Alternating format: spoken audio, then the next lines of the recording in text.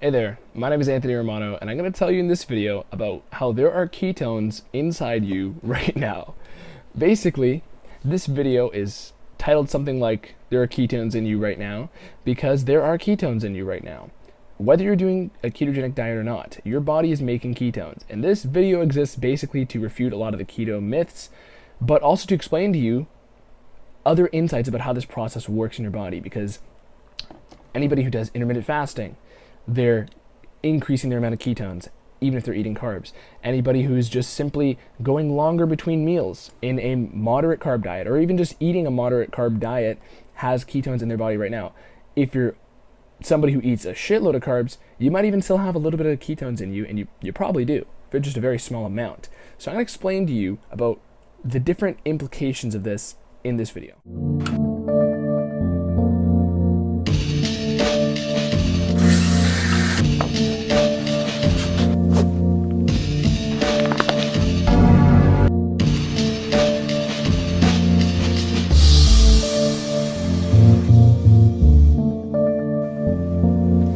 So hopefully that was as mind-blowing to you as it should be, because no matter what you're eating, there are ketones in you.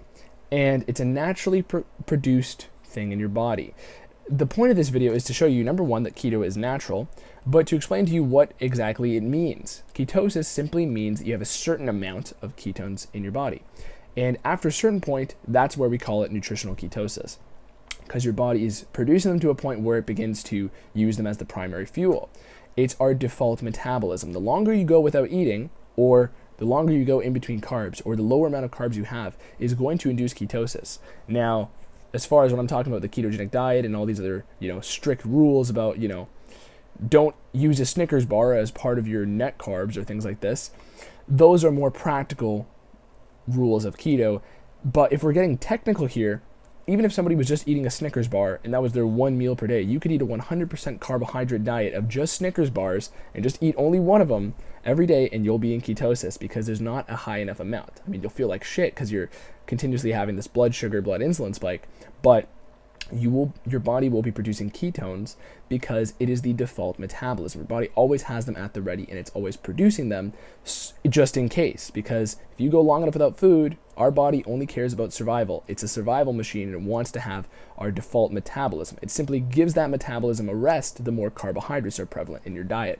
So I have this little screenshot here from a seminar I was watching from Jeff Volek. So in case you don't know who Jeff Volek is, him and another guy named Dr. Stephen Phinney are, as far as scientific research on keto goes, these guys are two of the biggest ones in the town, okay? These guys are the sheriffs of the town. I'm not going to say where I fit into that, but I've been doing keto for a long time, about 8 years, and I've done everything right, everything wrong, and I've helped people with this in so many different ways. But let's get into this little chart here, okay? Jeff Volek seminar.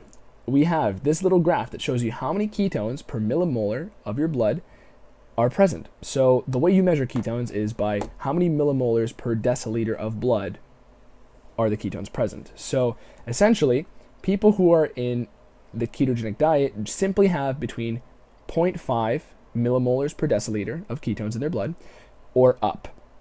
Now you'll see at the bottom here, there is this extreme end of 10 to 20 millimolars, and that's ketoacidosis. This is only something that people who are type 1 diabetics can experience because their inherent problem is they can't produce insulin, so their body can't balance out if they have a high amount of carbs and a high amount of ketones present. So that's not a problem you have to worry about unless you're type 1 diabetic, in which case, worry about it. Not really, but even then, if you're having a shitload of sugar and a shitload of keto dieting going on, then essentially that's where you're going to have this sort of ketoacidosis risk, because you're going from a deep keto state and then you jack up a bunch of glucose. Not really a problem for you, for most people, unless you're type 1 diabetic. But we have moderate carbohydrate diet in the fed state, so after you consumed food in a moderate carbohydrate diet. So this is 0.1 millimolars per deciliter of blood of ketones, which means you still have like 25%, you have 20% of the way towards ketosis, because realistically, mild ketosis is 0.5 millimolars per deciliter of blood. And this is actually where most people stay when they're adapted. The body gets right down to 0.5 to 1 area of millimolars of ketones per deciliter in the blood. So essentially, even in a carbohydrate state, you are producing ketones. I mean, not enough for your body to let them take the wheel, but they're in the car. They're in the passenger seat. In fact, maybe at this point they're in the back seat, but they're still there. And in the fasted state of a moderate carbohydrate diet, so basically after 6 hours of no food in between meals, you are producing between 0.1 to 0.3 millimolars per deciliter of ketones in your blood. And this is where they're starting to move to the front seat. They're in the passenger seat, okay? They're not driving yet, but they're pretty damn close, you know? Maybe the driver in the front seat is getting a little tired. The carbohydrate, Uber driver is getting a little tired, and these guys are getting ready to take over. I mean, that probably wouldn't happen, and you'd have to complain to Uber, but you get the point. So, if you're fasting for weeks, here's the interesting part. So, even if you went from a carb diet, even after you fast for 2 days, you're going to get to 5 to 7 millimolars per deciliter of ketones in your blood, because when you're not eating any food at all, you're not eating carbs. So, essentially, fasting is going to get you into deeper ketosis than simply eating a ketogenic diet. So then we have, very low carbohydrate diet, which is essentially nutritional ketosis diet, which we all know, which is between 0.5 to 3 millimolars of ketones per deciliter of your blood. So this is where we have, all the keto dieting as it's seen on YouTube, as it's seen on the internet. This is where daily lifestyle keto takes place. And of course, you can deepen that by fasting even more.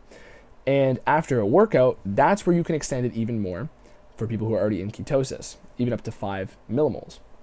But for the people who are in the carb diet, because that's who I wanted to put this video out, because I wanted to shock you if you're one of those people who's new to this, right? You have to realize keto is not this dangerous state. It's not starvation mode, okay? It's our default metabolism. It's simply the person who's normally driving the car, and they're the one that you count on to drive that car. You're just giving them a break by continuously having carbs.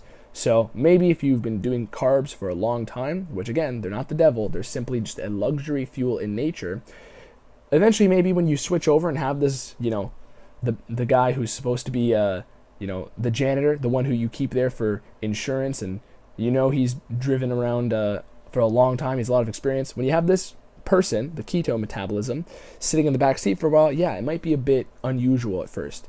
You might have the keto flu, which is really the sugar flu from having sugar drive the car for too long, and the withdrawal symptoms associated with that. But most people don't even have that keto flu. And the point is, keto metabolism is always swirling around. There's always little bits of ketones being produced, and this is an inherent metabolic state of human nature, okay? So the moment you stop eating, you are getting closer and closer to ketosis, and even if you're on a moderate carb diet and you're eating, you're still producing ketones. So maybe if you're eating a high carb diet, maybe you don't produce any ketones during the fed state. But even if you pounded back a whole pizza and you're doing that 2 times a day, at some point in between you're going to be producing a very small trace amount of ketones. So don't be afraid of this. It's a natural state. It's our body's default metabolism. It's the one that our body wants to count on most of the time. And this is why fasting and all those techniques are so powerful. Okay, this is the most important part of the video. Fasting and all the most popular techniques that we know about today are so powerful, and people are so enthusiastic about them and evangelical because they feel this sense of, enhanced focus. They feel this sense of, reduced appetite. And this all comes from slightly increasing the amount of ketones in their blood. It's not because they're necessarily in a ketogenic state, but they're getting closer, and the benefits associated with that are coming along with the rate that they're getting closer to ketosis. This is why so many people enjoy intermittent fasting daily. And hey, you can still include carbs. That's totally fine. There's ways to work your lifestyle around this and figure out what works best for you. But the point is, a lot of these benefits come because you're getting closer and closer to having your body's default fuel be produced, right? A fuel that doesn't spike your blood sugar, that doesn't keep you perpetually needing to eat. That's why it's our default fuel, because if it wasn't our default fuel, we would die. If our default metabolism required us to keep eating all the time, the moment you don't have food, you're dead, which is why keto is the default fuel. Okay, it's not the starvation mode emergency fuel. I mean, you can call it emergency, but it's like, is your house an emergency, shelter? No, it's just the shelter. It's just the foundation, okay? And yeah, if you can go live on vacation for a while in luxury fuel land, carb land, maybe you don't look at your house as an emergency shelter. It's just simply the foundation, which is what the keto metabolism is. And you're getting closer and closer even though these analogies aren't perfect 100%, you're getting closer and closer to that state and all the associated benefits that come with it the longer you wait between meals, the more you do intermittent fasting, even just the lower you drop carbohydrates in your diet. Now, there is the keto gray zone, which I've talked about, where you don't want to be having a very low carb diet without going keto, because you're just going to be, giving your body a scarcity of energy, right? It's like me telling you, anybody who does any diet, you don't want to drop to 500 calories because you're going to feel like shit. But if you fasted, your body gets the message, and it will hop into this abundant state of all the fat you have on your body as fuel. It will have access to that fuel in abundance because we store so much of it, and we can only store around 2,000 calories worth of carb. Our brain's made entirely of fat, almost entirely of fat. Our body stores seemingly endless amounts of fat because it's the fuel our body is most readily able to use, and it wants to use that fuel whenever there's no luxuries around. Okay, I'm done beating the point home, but watch my other keto videos if this is something interesting to you, and leave a comment if this was news to you, right? I want to know if this truly did shock you the way I intended it to. Once again, subscribe right now, like right now, and go watch my other videos. Anthony Romano, peace.